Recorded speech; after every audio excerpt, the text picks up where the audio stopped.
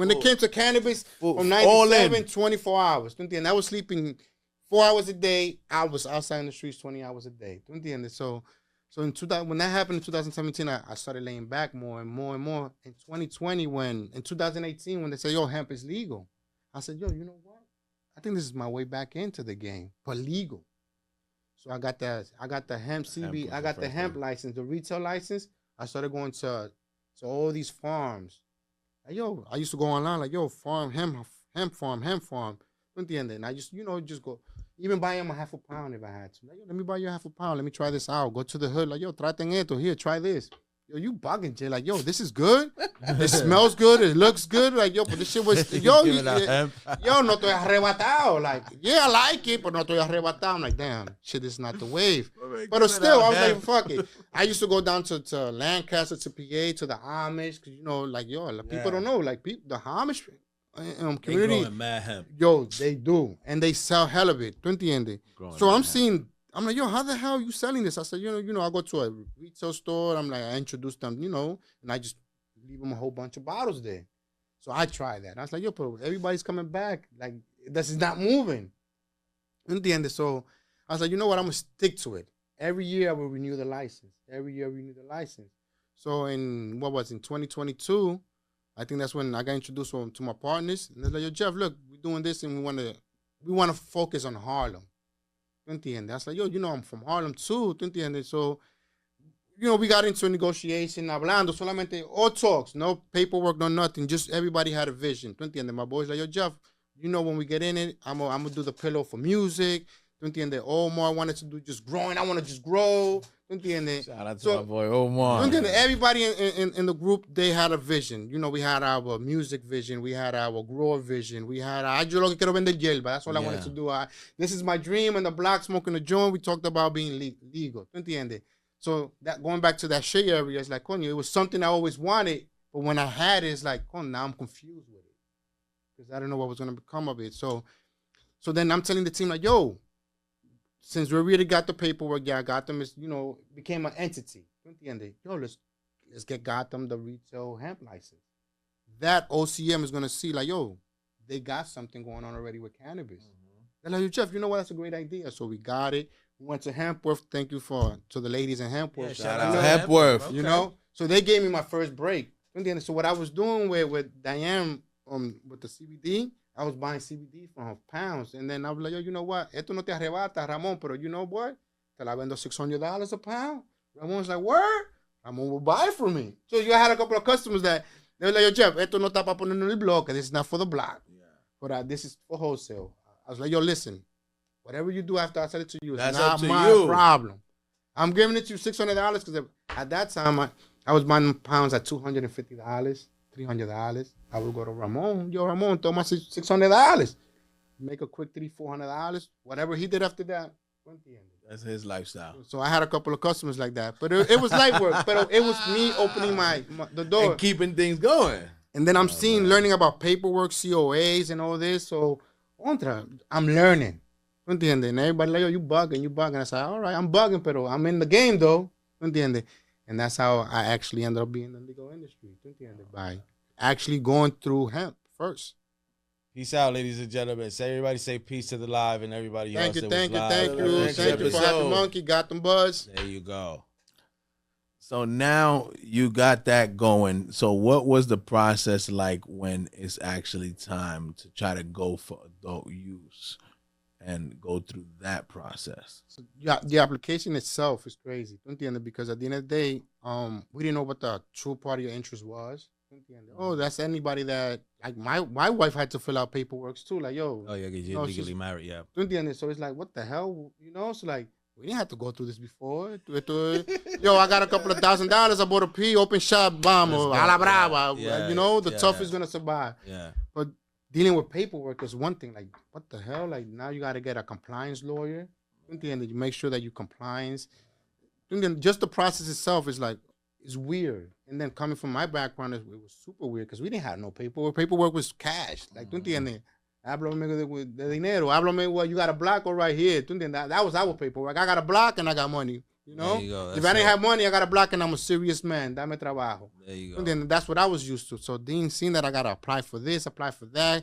You gotta show proof that you really was ownership. Because remember, we took the funds, so we gotta show that one of us in the team. At the end, that's one thing. I always had little businesses, mobile car washes. You know, always. Yeah. I always Little small businesses. always had something legit. Because I wanted a car, I wanted a house. So how the hell I'm gonna show the Yeah. government I got something? So I always used to open a small little hand-to-hand business, something light, but that was generating some type of money, so I could be legit, being in the shadow at the same time. So then, luckily, that saved me. That I opened a hand car wash here and there, so I was able to show, look, I had business before and it operated successfully. So then, showing proof, you're like, like I said, you never had to show proof for nothing, right. Cash, and you had a block.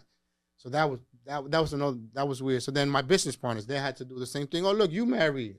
Your husband got to do it. Because, even though Gotham Bud is mostly male, but we do got one female. So yeah, I got to meet her. Shout out to her. What's her name? Malika. Shout out Malika.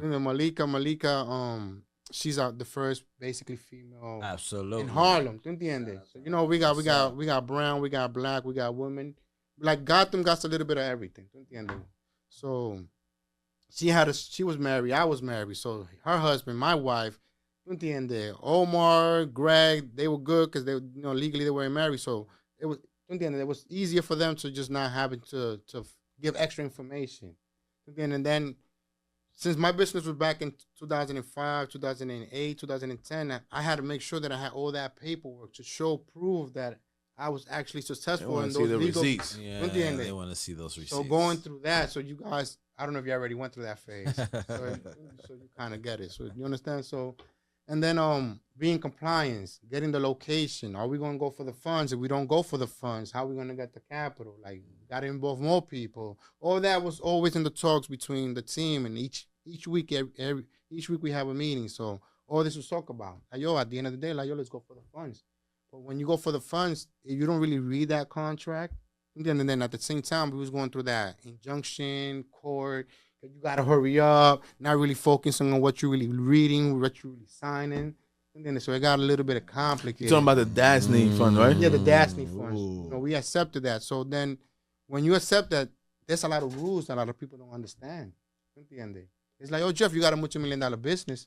Yeah, but ask me how much money I could take out.